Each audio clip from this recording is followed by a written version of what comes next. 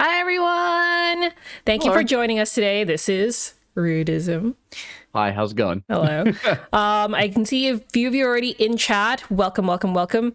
As you may know, we were planning on having this a couple of weeks ago, but an emergency came up. I don't know if you want to share exactly what came up, because I think it's on your Twitter. Yeah, I'll On your share it. socials. My cat, who's a demon, escaped from our house and had to be collected, and it was a very stressful time, but it's taken care of now. Everyone's accounted Back for, together. and everyone's still here, so it's good. Is your cat currently accounted for? They are accounted for. I got my cat and my 3 dogs. They're all here. Nice. It's good. We can finally For you. rest a little bit, which is very nice. Yes, of course. I see. I don't know if these must be your community members. I'm HB5 and not Ben Delicious. Hello. Hey, how's it going? I Hey. let people know things were happening. Yes, we should let Very, things. very last minute because I've been incredibly disorganized. Yes. Who is the Or Australian? I very full am. on, one of the two. That would be friend. I don't know who else you could be talking to. I Definitely not mean, me. I've been a citizen for a long time. I have two accents. I use this one. The other one is for family/special occasions. So who's the streamer on the right? Who's this guy? Oh, who knows? See, I don't think anyone's seen him in months. Oh, he's just been huddled. Yeah, I've Which- been hard at work over there. Yeah, I was gonna say that's a really good segue into like an introduction, because I want you to tell us like a couple sentences about you / where have you been hiding for a while now. Yeah, so my name's Rudeism. You can call me Dylan if you like. I am a streamer on Twitch and a controller builder also on Twitch, I suppose. And yeah, things have been crazy for the last couple months. We've been moving house and like doing everything involved in that, moving cities. Yeah, it's been a very crazy transitional period. Not to mention, I've been doing a lot of work on some behind the scenes stuff that I'll be able to talk about at an undisclosed time, but that time is unfortunately not right now. But things have been very crazy busy. Soon? I'm excited to talk about that Soon? stuff when time comes. But We saw your tweet, and soon. soon TM is is the time. Okay. All right. We'll wait. Fine. I know. I don't like waiting either, but we're gonna have to for now. That's Yeah. all right. It'll be worth the wait. Yes, for sure. Question, is this a creative project to go with the theme of today's AMA? Does it involve a lot Yes. of creativity? It does. It's involved an incredible amount of creativity. It has been probably one of the coolest things I've had the pleasure of working on, actually, which is very exciting and frustrating because I can't talk about it. It's okay. But it is in line with the kind of stuff that I do. So, Yeah. I can talk about it in a very general sense. Yeah, And well, also anything else I've ever done. the general sense is what we want to get down, like deep dive into during this AMAs, because it's interesting to see how much creativity you kind of put into your style of content creation, even just your streaming style and everything else and the builds. And, I think the reason why we wanted to do this AMA in the first place is because one, you're awesome. So that's good. Number one. Come on now. Come on now. Number two, I think, yes, that is one stylish scarf. Thank you. Number Thanks. three. Yeah, I was just saying, Mum made it for me. It arrived in the mail yesterday. It's my birthday present. Oh, you didn't tell me that was a birthday present. That's so sweet. Yeah, yeah. It was my birthday just the other day. So Oh, maybe we should have gotten your mom then. She's quite creative, eh? my mom is very creative. Yeah, she's like a so she does sewing, stitching. I don't know what the general word term is. I'm sure it exists, but I can't Crafts. think of it right now. Crafts. Yeah, she's a very crafty person. Yes, I assume your birthday was before. I think people are thinking now it's your birthday. Oh yeah, it was on Sunday. Oh, happy belated birthday for Sunday. Thank you. Yeah, I'm 31 and not old yet, thankfully. It's okay. We're I still feel around it, the same but age. I'm not. It's okay. But yeah, no, I do want to generally talk about not the project itself, but just generally talk about everything around that. Firstly, what got you started in doing projects like that, controller builds, all that kind of thing? I want to know the origin story.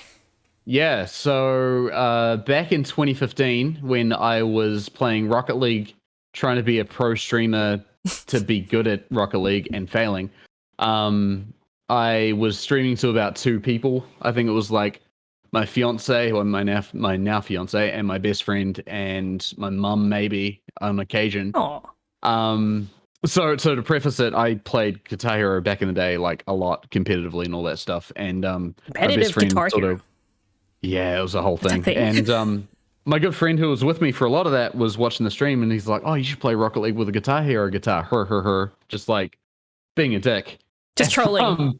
Yeah, just trolling. And I was like, "That's a stupid idea. Why would anyone ever do that?" And I think throughout that stream, we just sort of talked about it. We're like, "All right, well, if somebody put a gun to my head now and said, this is, you have to do this, this is how I do it." And we figured out a rough idea and we made it happen. Mhm. And it ended up, well, for one, it ended up working well, way better than I expected it to ever work. Yes. And two, it kind of got the attention of Reddit. It was on the front page of the Rocket League subreddit the next Yeah. day after I did it, and I was like, okay, this is a thing that people seem to like, so I'll keep doing it. And then that evolved into playing other games with the guitar. That evolved into playing other games with other pre-existing controllers like dance pads and steering wheels and stuff you buy from stores and all that kind of thing. And then that evolved into building my own controllers, which sort of came probably about a year and a half later, I'd say, something like that. Yeah. Yeah. So it's sort of just been this monster that has evolved over the I was gonna say it sounds like a last 5 journey. years. It's been a long journey, and it's gotten to the point now where, yeah, like I'm able to build pretty much like custom controllers that are pretty much anything I want, which is a really fun thing to be able to say and to be able to do. So Potatoes. it's nice to have that sort of that learning and that power of creation, I suppose. Was it difficult to actually do that first setup with the guitar and Rocket League? Because I'm curious to know, how does that kind of controller map to something that's in a 3D space, for example? Yeah, so the main thing you got to think about with things like that is, because the amount of controls you have is much more limited than a standard controller. So it's just a matter of figuring out everything you have available to you and then just making the most of it. So the way that I did it, I think, was that because the main issue is movement, essentially, because Rocket League is a very movement's crucial. So with a standard controller, you've got thumbstick, you got triggers for forward and back and all that stuff, and you can jump and boost and all that kind of thing. With a guitar, I've got a whammy bar, which is an axis for moving forward or backwards, and it's only one axis; it's not two, like a thumbstick would be. I've got a strum bar for steering, Yes. which is up or down, which is basically the same as like left or right on a D-pad. So you can't turn in small increments. It's either full turn or no turn at all. You commit. You got to commit or not at all. So you have that. The whammy bar I use for acceleration and reversing. So if I press it down, then it will go forward. And if I let go of it, it'll reverse. So if I want to stay still, then you got to keep it pressed 50-50, like halfway down, and keep it there. Which is a massive pain in the ass because it's impossible to know where that is without like a ton of practice. And then the buttons on the neck just handle all the standard like A, B, X, Y type stuff. Was there a lot of experimentation just for that part of the actual build for it? No, not with that one.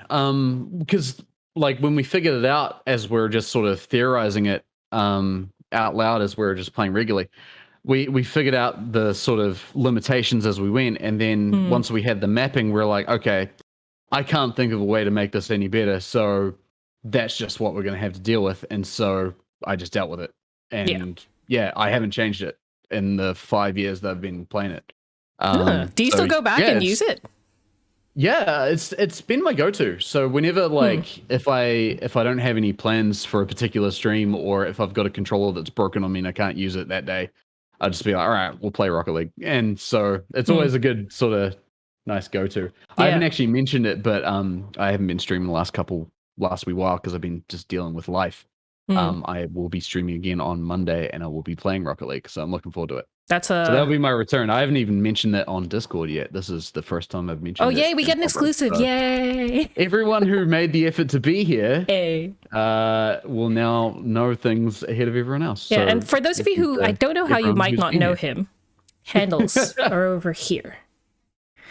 Yeah. Oh, Yeah. I'm looking at my underneath me. Yeah, Oh, yeah, yeah, yes, yeah. that's There it is. underneath me, but to your right. That Yes, to makes my sense. right slash I don't know which Yep, direction you're at, but that's right. yeah. I've got to remember how to stream again. It's been a while. Just the title for your stream Monday is like, I'm learning how to stream again. Help. Yeah, pretty much. Yeah, no, that's understandable, and like this isn't part of the AMA, but we've already been touting this online and every other kind of interview we've been doing. Like, life is important, and the world isn't going to end if you take a break. And in fact, it can even be refreshing, especially if, for example, you're trying to do some kind of creative build or add some extra layer of creativity to your content. It can actually be refreshing. By the way, the reason why I'm asking about this first build is because I'm really curious to know what that process for a controller build looked like in the start versus how you kind of think and plan for everything now, like now that you've been at it for a few years. Has that changed a lot? I don't know. Like, I guess these days, I mean, if I go through it now for a build that I do now, I guess we can compare as we go. But I do know that I plan ahead a lot more than I would normally have done in the past. So in the past, I'd just be like, oh, this is a cool idea. Like, we'll do it. And that tends to be like, I'll sometimes do that now. And that I think the ones that are more like that are the ones that are better in terms of their concept and their maybe not their execution. I find that the better the concept, the worse the execution tends to be. Okay, do you have an example of something that you can talk about that's like that applies to you? The Goose controller that I made for Goose Game Yes. was like probably conceptually one of my favorites, but it was an absolute mess as to how it was actually built. Like I adore that controller as probably my favorite to I think this a lot day, of people do. Just in terms of how it works. But like, yeah, that thing sucked to build, and like it was not durable at all. And it, like, I'm pretty sure it caused me to actually bleed on a couple of occasions. Like I would, just because of the way it was made. I'm trying to remember what it was that caused me to do that. I think it was I had a beak that had had a microphone on it, and so I'd honk into the microphone, and it would trigger a honk in the game. The way that it was held together, because I literally built the thing over the course of like 2 days with zero planning. It was held together with some like metal framing so that it would keep its shape, and the metal framing I just kind of like took a Dremel and just grinded out a piece of like steel sort of plate. Yeah. And then like stuck that to the cardboard to keep it in place. I didn't bother to like round it off. Oh, yeah, round it off. And so the thing would just like cut into my face the entire time.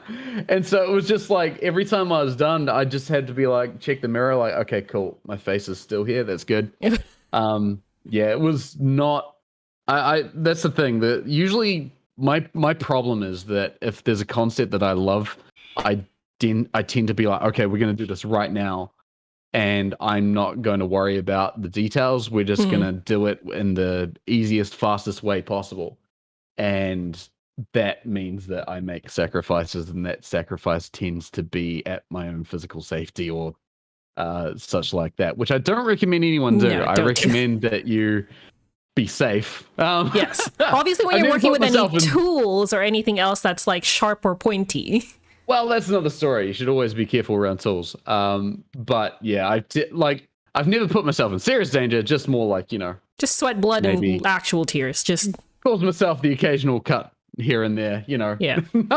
nothing super bad. But yeah, the more planning I tend to put into these things, the sort of more substantial they tend to be, which is the better way of doing things. Yeah, I was going to say, chat is kind of just trolling you, but they're like, we don't talk about the Goose controller. And I think this is a suggestion to make a controller out of Mountain Dew and Doritos. Oh, that was one I did a while ago. Oh, that actually happened? Okay. Yeah. So that was actually a bit from a friend of mine who's an amazing artist. Her name's Austin Marie. She's great. She said she'd make me a profile picture for Twitter if I built a controller out of Mountain Dew and Doritos. So I did. Is that your current profile picture? Yeah, it's the one I've had for Huh. years. And so that the thing with that is that Doritos are not electrically conductive because Yes, correct. that's the whole thing that anything needs to be able to be a controller is it needs to be electrically conductive. At least for the style I was making at the time, which was basically just a whole bunch of touch sensors. Doritos didn't work Piezoelectric on their own. sensors? Yeah, so one of the things I used when I first started building my own controllers was a tool called a Makey Makey. So it's a Yes. little, yeah, little circuit board. You can buy them for like $50, I think, in Australia, New Zealand. Hmm. And it just lets you hook up a bunch of touch sensors as keyboard or mouse inputs. Hmm. So around that time, I just took a bunch of Doritos, hooked them up. They didn't work because they don't conduct electricity, so I Yeah. just soaked them in Mountain Dew, and that was my controller. It That was works. filthy.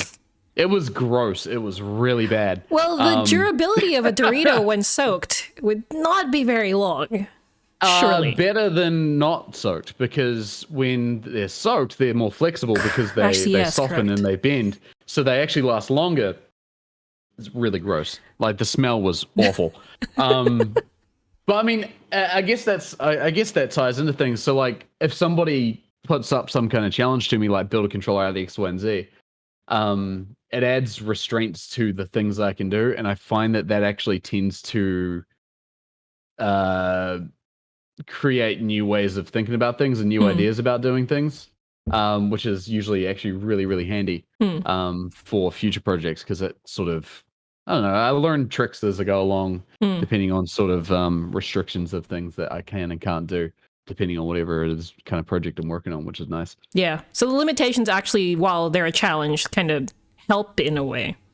I think they're almost necessary. Like I've had controllers where it's like just like I've built controllers where I've had sort of free reign to do whatever I want, and Hmm. those are the hardest ones because I'm not good at coming up with an idea out of nothing. Hmm. It has to come from something. So like normally if I'm building a controller for a game, like I'll look for key objects or characters or items or weapons or something that sort of I guess, very unique to that game, Yeah. whatever it is.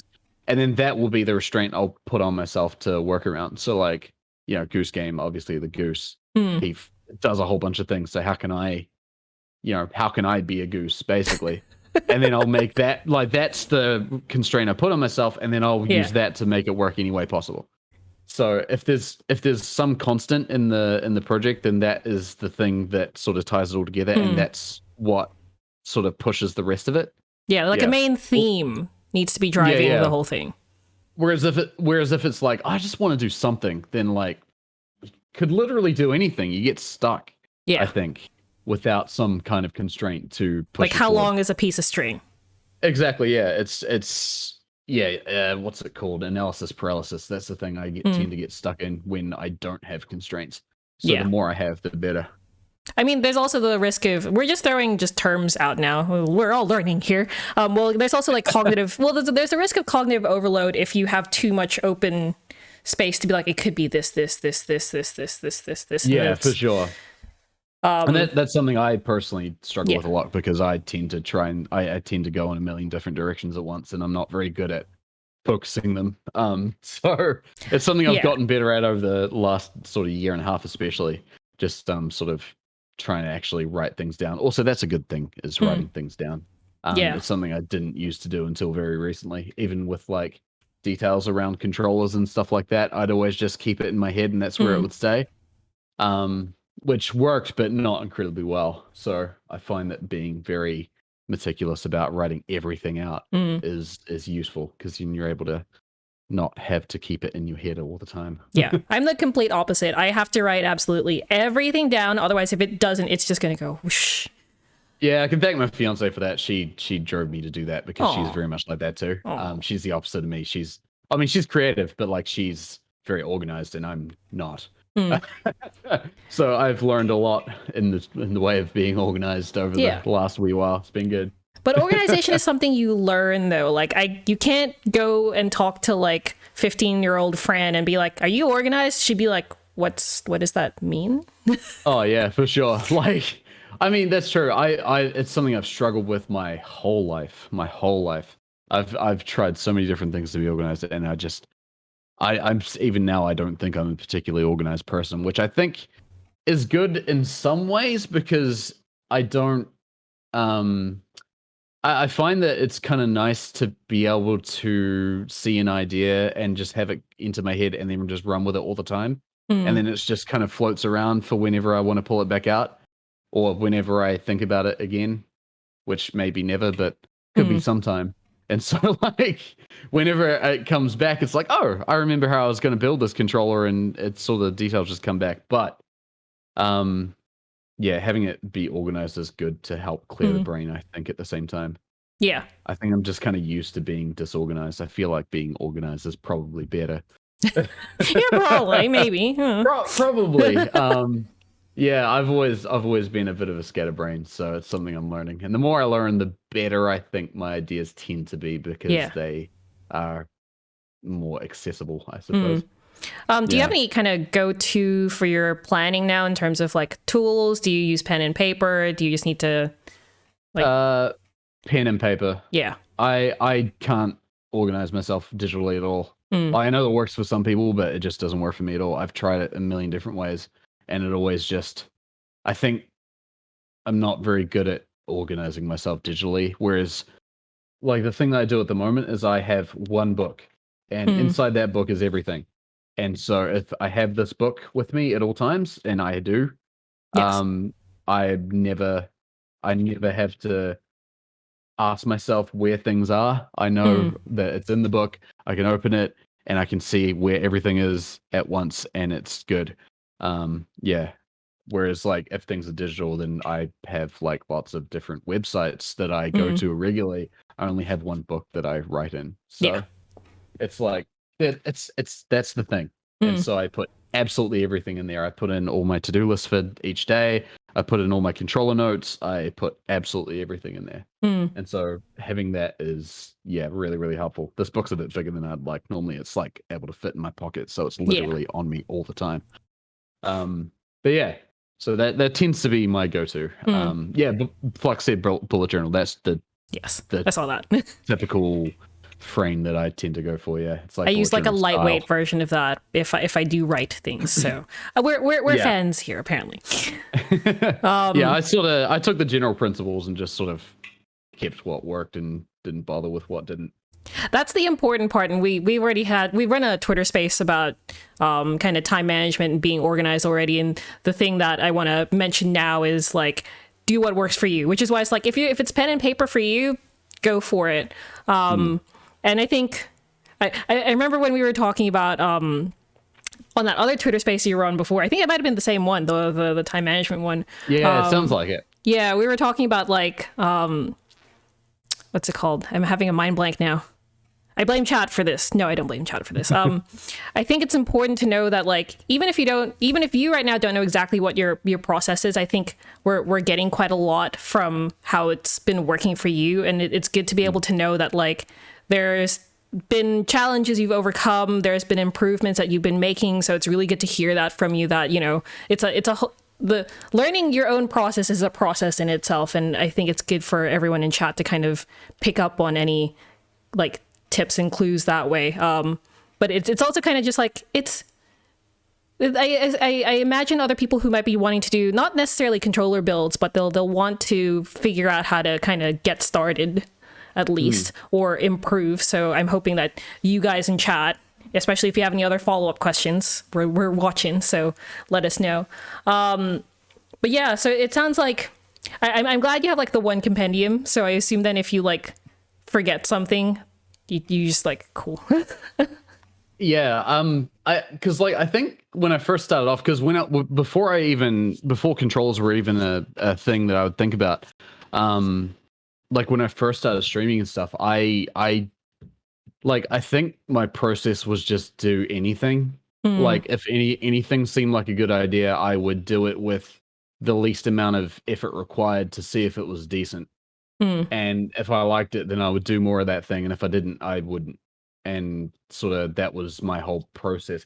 Because I find that like getting started on something big like that is really daunting. mm, Like if you've never streamed before and you see someone like who's got, however many thousands of viewers they have. It's like, how the hell do they do that? Mm, Because that seems really like just impossible in mm, terms of the steps required to do it. mm. I don't think that.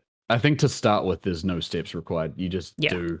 don't think about it, because the more you think about it, the more stuck you'll get. Mm. Now Just someone do put it. that on a Yoda meme with Yeah, Rude's yeah, face on Yoda, yeah. like a Yeah. deep fake Yoda Rude, and then just do. Yeah, exactly. Yeah, well, not even the, like, let's say we ignore the whole viewership part of it, because even if, let's say, someone sees a cool setup, even just like, how do I even do that? Like, having, like, overlays are one, but then people who do other interactive parts of their stream, there's that kind of technical setup behind that I think can also be daunting, like, on its own, separate to the viewership side of it. Yeah. I guess because I've certainly done things like that before. Hmm. So for a little while there, I actually had my own custom. Speaking of overlays, I have my own custom overlays that I actually programmed from the ground up using Unity engine, which is like, the game engine that people Hmm. use for all sorts of things. And that had things like fluid camera panning, and um like could go between different like camera scenes, like they could lay over themselves Yeah. all fluidly without having to just like do a fade or something like that. Hmm. And then that's before these things were sort of more common in OBS plugins and stuff like that now, which is what I've now transitioned to, because Hmm. I can always trust other people to do something in a more reliable way than I do. You do But this for like, work. yeah, yeah, I mean, I love it enough that I apparently want to do it all the time, which Yes. is good. Um, but I remember sort of having that idea and then seeing a good friend of mine who had a very similar thing. It's like, how did he do those things? And so it was just a matter of sort of seeing the big task, like custom overlay system, and just boiling it down to its most simplest pieces. Hmm.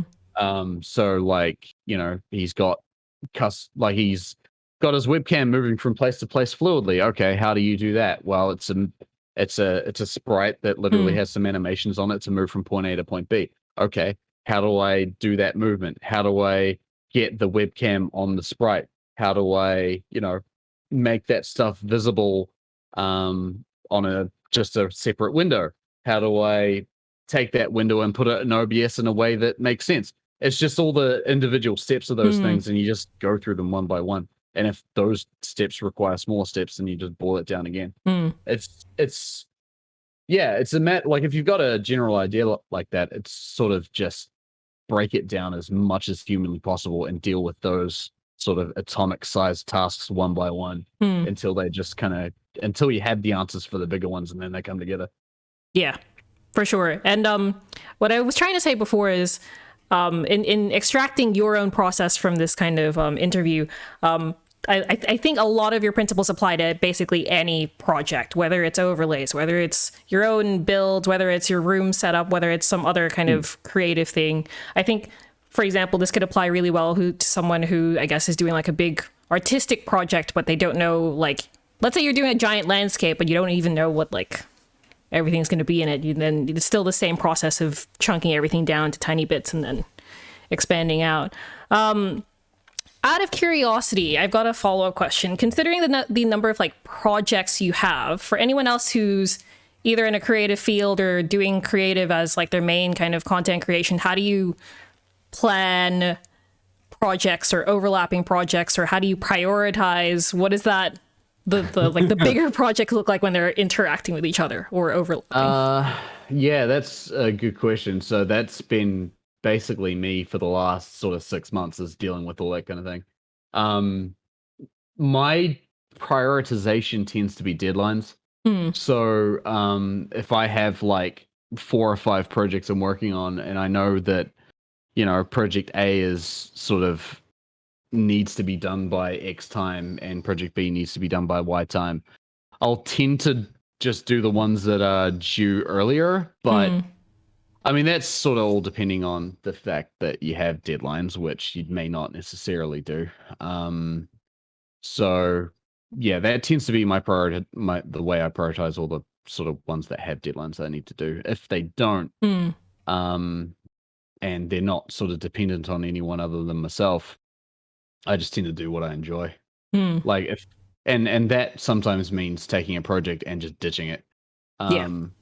Like I've done that before with things. Trying to think. There was one time I was playing Dark Souls 3 with dance pads, and I did like I was really into it, and then Yeah. I hit a wall like probably 2/3 of the way into the game, and I was just getting my ass kicked over and over and over again, and I was spending like I can spend like 12 hours on the same boss before I was just like Oof. I don't enjoy this anymore. That's I give up. dedication. I can't do that. How do you 12 hours on one boss? I tend to be very good at beating my head against the wall until it breaks, or I People break don't one do of the that. two. Don't do that Don't. physically, but I'm saying metaphorically. Yes, of course. I have a lot of tolerance for seemingly impossible things, and I'm very good at just repeating the same thing over and over and over and over again until I do it right. The only thing that tends to break is my enjoyment rather than my frustration. So, like, I can keep doing it forever as long as I find it fun to do. And like Dark Souls is a fun game, so I had no problem with it up until a point where I was just like, oh, with the dance pad thing, I think it was actually physical pain that did cause me to stop because I was like, I've been doing this for ages. My legs hurt, my back hurts. I'm done. Like, and that I mean, that I think is what took away my enjoyment, which is the reason why I stopped. But yeah, like if I have a million, like, because at that time I had a bunch of projects I wanted to do as well, like a bunch of different gameplays and controllers and things. It's just like I'm done with this. I'm just gonna move on to the next thing now. Which is an okay thing to do, you know. It's perfectly fine to start a project and be really enthused about it, and then get partway through and be like, yeah, I'm not feeling it anymore, and then just sort of stop. You know, at the end of the day, it's about doing what you enjoy doing. Yeah. And if you don't enjoy doing it, then why do it? If the only, I mean, you know, granted, if it's a project that someone else is depending on, then you know you got to get things done. But if you're doing it for you and you're not enjoying it, then there's no real point, at least in my point of view. Yeah. You know, if you've got something else you'd rather be doing, just do that. It's fine. Okay, you got it here from Rude. He if you are ditching something, he approves. Yeah, absolutely. I mean, if it means moving on to a project that's going to be way more fulfilling to you, then yeah, absolutely. It's totally a good move. In fact, I'd say it's almost a right move to do. I was gonna say also, you mentioned like obviously you prioritize something that has a deadline or something that's like a commission. I think it sounds like it's fair to say, based on what you've just mentioned about the enjoyment, that you'd only be taking on projects that are actually like that resonate with you, that align with you, that kind of thing. Yeah, absolutely. Yeah, 100%. Yeah, and yeah, I mean, you know, if you're doing it for livelihood, then obviously there's a trade-off you got to make there in terms of, you know, I might need the money or something like that. But if you have the luxury of being able to choose, then yeah, like only take things that you really feel passionate about. I mean, I've been lucky enough to be able to turn down stuff because I haven't felt that jazzed about it. And it's okay to do that too. Yeah, and it's nothing against the thing that you're turning down. It's just that it's not for me, and that's okay. Like nothing is for everyone, and it's okay to say no to something because it's not for you, even if there is some money at the end of the line for it or something like that, you know. There's no obligation to take something just because you're going to get paid for it, because it may be something that you're not that interested in. And if it's something that you're going to be putting out in a creative sense and putting in front of people, I think that sort of lack of enjoyment, I guess, it can show. Yeah. And people can pick up on that and be like, well, he's getting paid to do this thing, like it's a sponsored thing, but he's not that jazzed about it. So I think that can impact the effectiveness of it, and it can sort of almost impact your own image in the sense of like I'm trying to think of the right words for it, but like, you know, you can I'm trying to think of the correct words for that, but It's like okay. Yeah, you can sort of It'll impact your brand and your reputation if there is like a negative association. Yeah, I guess so. That's a better way of saying it. I was coming to a point eventually. Thank you. I got you. I'm gonna take Being authentic. Yeah, yeah, Flux has got it right. Flux understands me. Thank you. I was gonna say I want to take a break from the kind of process side of it, or at least the questions that I've kind of already had / the questions that we already were talking about before. I'm gonna bring in a couple of these questions. We've got one from Classic Middleton. He's from our community. Hello. You can go check out Rude if you haven't really checked him out before. I assume you have. I'm just assuming everyone in here has already seen you before. So when you have a creative vision that is a little too far out of your reach to fully achieve, how have you taken steps to be comfortable with a less flashy end result? Yeah, that's a good question. There's been plenty of projects like that. I mean, God, probably any project I've worked on, there's ways that I've seen other people do that I would like to do it that way because it seems better, but I don't have the knowledge or expertise to do it that way. In which case, I'll try and learn it. Like step one is see if it is something that I can learn. And that I have the means to do. And if it's not, then step two is to do whatever I can to basically come close. So, I mean, that's basically how I did a lot of my controllers when I was first starting off is like, okay, I'd love to be able to build, something like this, but I don't know how to do that. So I'm just going to use whatever tools I have to do it in the easiest way possible. And then sort of when the time comes to learn something that is more accessible, like I'll take the time afterwards or during if I can, but afterwards if I have to learn the better technologies or something like that. If we're talking about a technology thing, but it could apply to anything really. Like it could apply to more creative stuff or I think so. Or anything like that. Yeah. But take how do you do what you can to learn? But if you can't, then do the best you can to come close. But when you can't do it the same way as someone else, is it just that trying to learn after the fact that helps you kind of deal with the feelings of like, oh, I didn't get to do it this certain way, but I'll learn the way I wanted to now? Yeah, it can't. I mean, it's one way of dealing with it. It could be the way that you end up learning to get around the problem is better for you as well. I've definitely learned a few tricks that have been handy for me personally in the specific thing that I do. That may not be what other people would do, or maybe even what people with more knowledge than me would do, but it works well for me, so I tend to go down that path, and I find that tends to help define my own sort of style of doing things as well. Because I mean, really, that's like it come at the end of the day, there's no one right way of doing a single thing. Correct. Unless it's a math problem, but. I've seen some really strange solutions for maths problems. I'm just saying. I'm like, why did you do it this way, and how does it still work? Well, that's also true. But finding your own ways of doing things is how you define a personal style, and I think that can sometimes be more important than doing the right way, or whatever way you wish you could do, I guess. Yeah, or doing it the best way. I think that can sometimes be good, and I think it's easy to let the sort of that gap between you and the best way get in your way, rather than finding another way around and doing it, maybe not the best way, but doing it the way that you can, and then sort of moving on from that to bigger things. There's ways to get around that mountain, You just tunnel right through it. Pretty much. I mean, that's one way of doing it. It tends to be my way. Just blow the mountain up. One of the two. I think the follow-up to this from Classic Middleton is, so take control of your own controller. I like that. That's pretty good.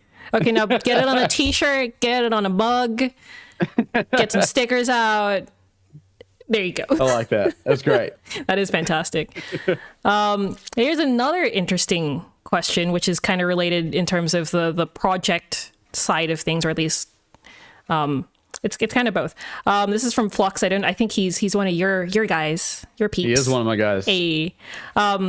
Their question is, what if I abandon all of my projects after doing the fun parts? How do you handle the grindy bits if the projects don't have to get done? Suck it up and do it. Or it's That's just pretty much it.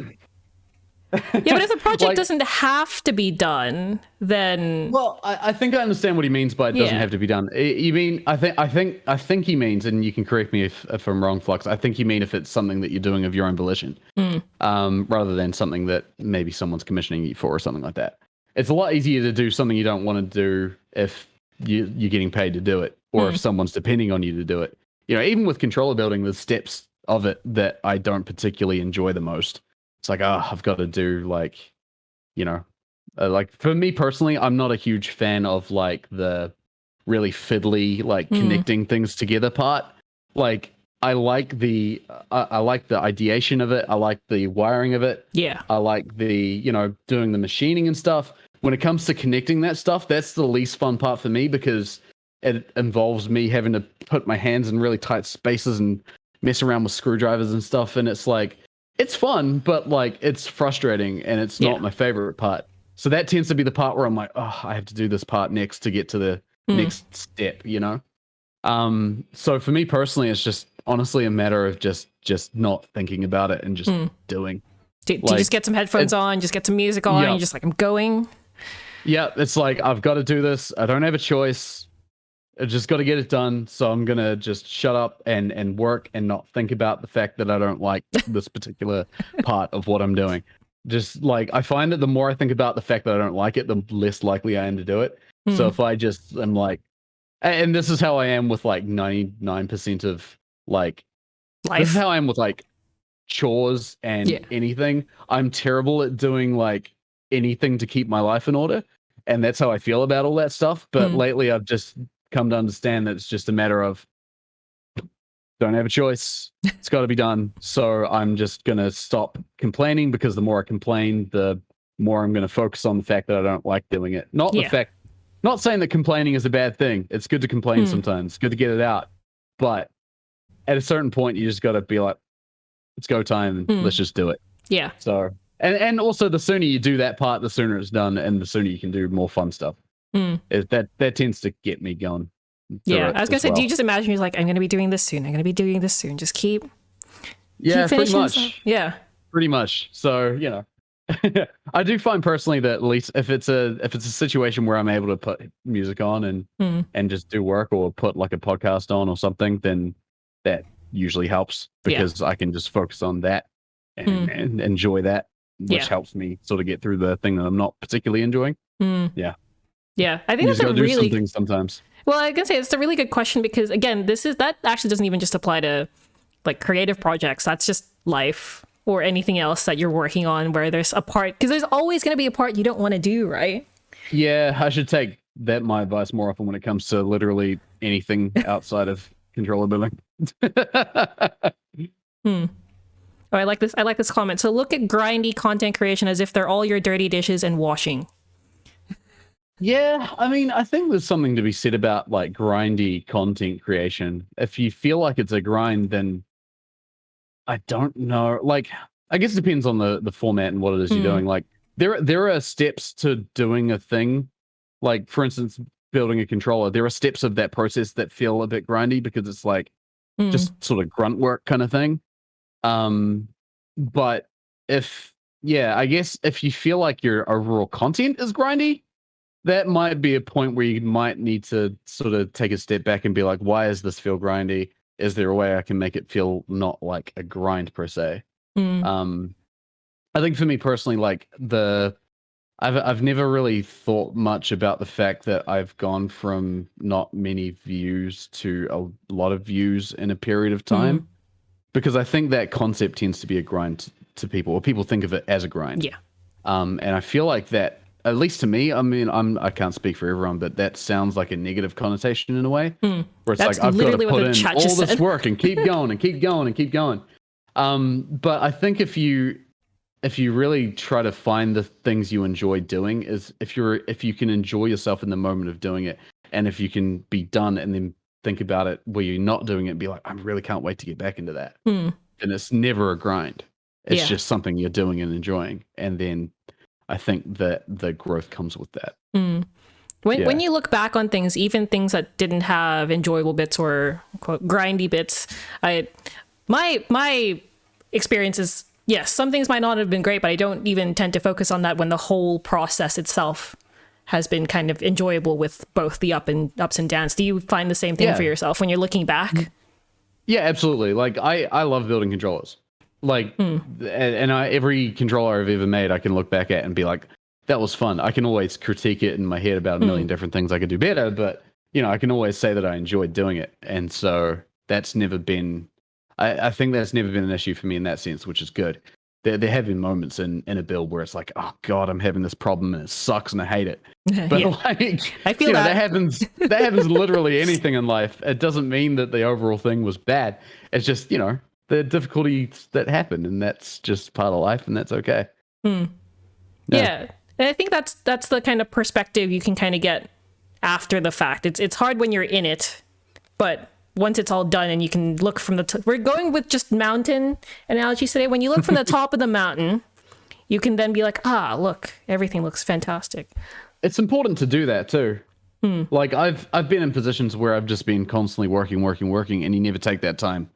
And I think the more time you spend taking that time, the better you'll feel about doing more of it. Whereas if it's just like, all right, done the one project, onto the next one without thinking about it, it's like you never get that time to breathe and to look over everything you've done and be like, okay, this was good work. And you got to take the time to feel good about the things you've done before you do something else. I think is very important, or at least take the time while you're doing it. Yeah. Take some time to do that is what I'm getting at. Yeah, and I think it's important. I'm glad you brought up like the critiquing. Sometimes I don't know if this is the same case for yourself. Like the people who tend to critique themselves can critique themselves pretty harshly, but at least thinking about what you can improve. I think that even that being part of the reflection process is what I'm going to call it.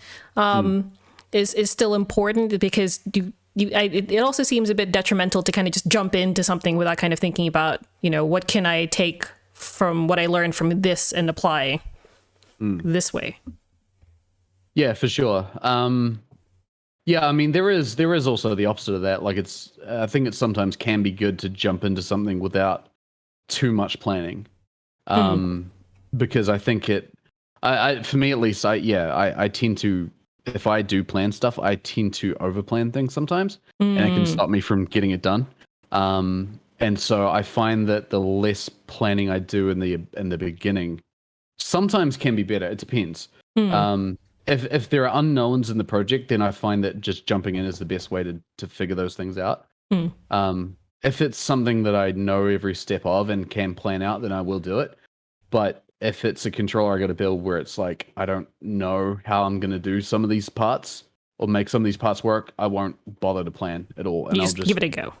I'll just do it, and I'll just figure out as I'm going. And then in doing it, I'll probably, like, it may be that I don't do it right, but in doing it wrong, I'll figure out how to do it better and then do it right the second time, Yeah. Yeah. I think is probably the best, at least for me, I found the best way for me to do it. Is that, like, plan the stuff you know, but don't worry too much about planning the stuff you don't know, and sort of just figure it out as you go. Yeah. Which is kind of why I brought up the kind of experimentation, trial and error question like a while ago. But I think that in and of itself is, you can learn quite a bit, like you mentioned. So I think it's good to definitely like showcase that as a piece of advice for sure. I think you definitely learn best by doing. That's, I think, been the general theme for me, at least. Yeah. I've got another question from Flux. I'm going to rephrase it a bit if you don't mind me doing that, Flux. In terms of the creative process, what's the most exciting and what's the most engrossing to you? And if the meticulous things aren't the worst, what's the opposite of that as well? I'm tacking that onto his question. So favorite bits and least favorite bits. Yeah, okay. So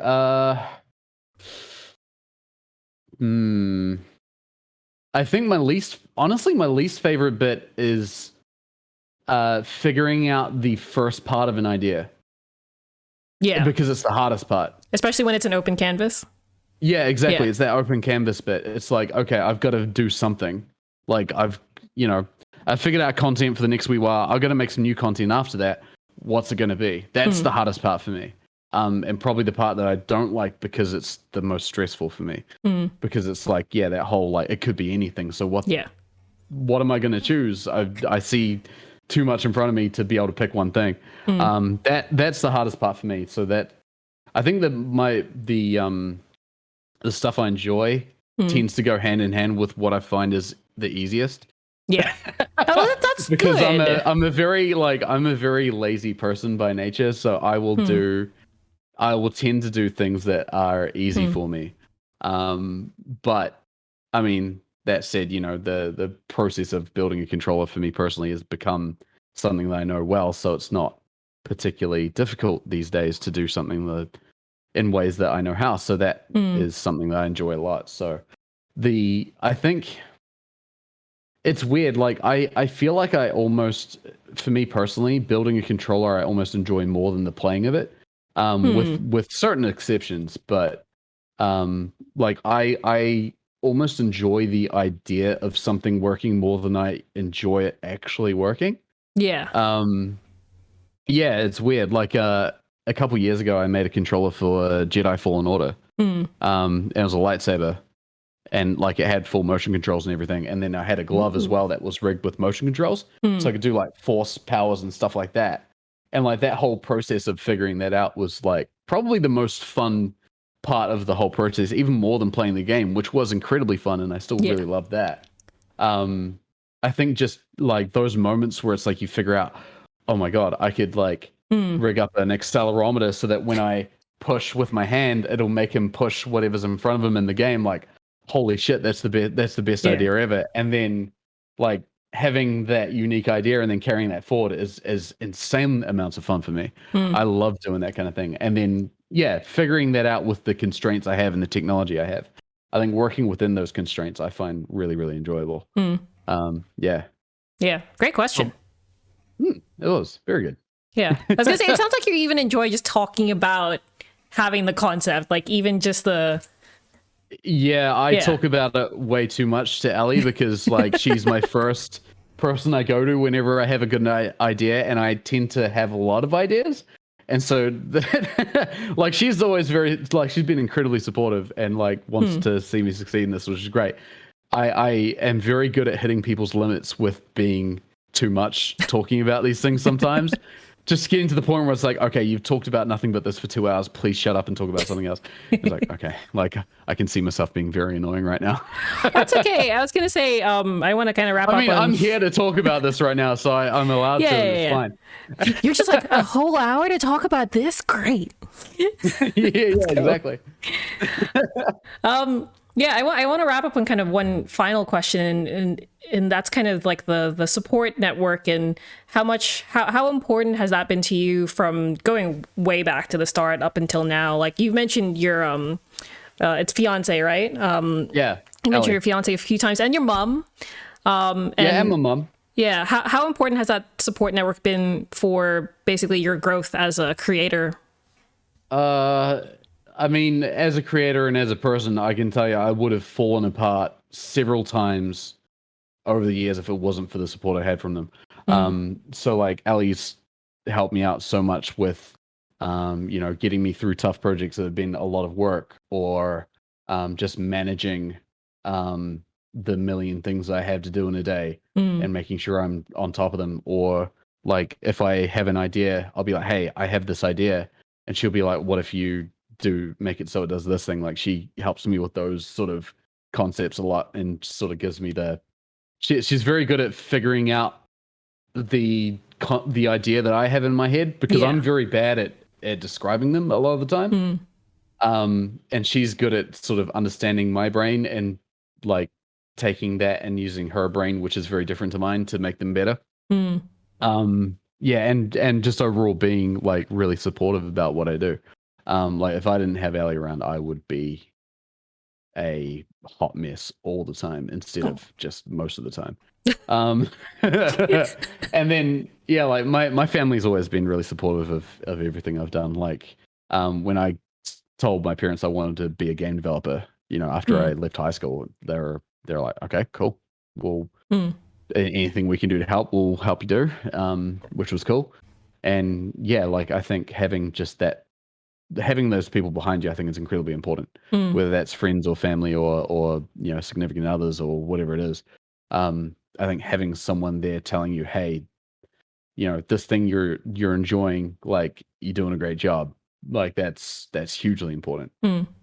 Yeah, absolutely. Yeah. Like I probably wouldn't be doing this stuff now if it wasn't for that support. Yeah. I just don't think I would have had the fortitude to do it on my own, to be honest. Well, you wouldn't have started if it wasn't for that one friend.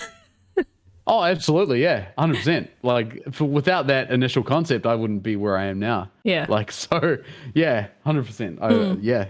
So that having people around you that are supportive of what you do, I think is incredibly important.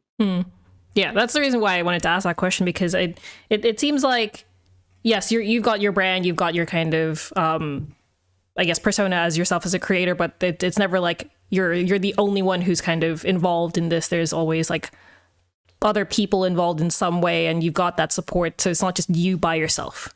Yeah, absolutely. And yeah, I sort of try and do my best to let people know it's not all me, because I wouldn't be able to do all the stuff that I do on my own, because I couldn't. Yeah. And on that note, I don't. Yeah. yeah. Sorry. I was gonna say, well, on that note, I was gonna say thank you to your community for coming in to join, because I think they're quite invested in, like, your own process, your own story, and kind of getting behind the scenes of what you do. So it's really great to have you guys join us for the stream. Unfortunately, I really appreciate that. We have to wrap up. I am so sad. I feel like we could keep talking for a while. That was that happened real quick. I know. You're like, what? It's been an hour? Yeah, it's I've been enjoying this. It's been great. Yeah. Thanks to everyone who's been here and watching as well. I really appreciate it. Yeah. And again, if you have any more questions, and even questions that are like more content creator related that we could help with at GWP, let us know. Tag Rude about any of his stuff. Not the secret project though. not that one. We'll find out hopefully sometime. Yeah, in good time. Yeah. In good time. Soon. Thank you so much for your time. I think because it's been kind of freewheely, what we'll do is we'll probably like do a good summary of your tips and advice and kind of get that out. So we'll send it to you first, because you're probably going to appreciate this. Like, oh yeah, this is my process.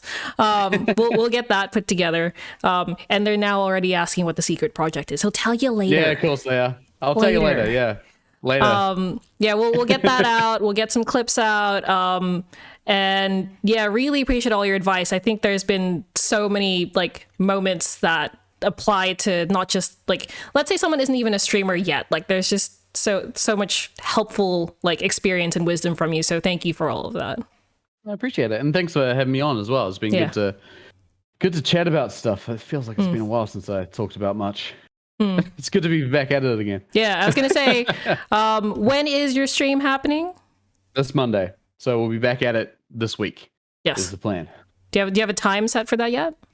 I think it'll be like 8 p.m. is the latest. NZ time. I'll be starting by 8, but I might start before then. We'll see. But it'll be 8 at the absolute latest. Yeah, I mean, tune into his Twitter, all his socials. You'll see the schedule come out and when you're live. Thank you so much, Rudeism. Thank you for your time. Everyone in chat, hope you have an excellent end of the week / weekend, and we'll see you in our next AMA or our next interview. See ya. See you. Bye.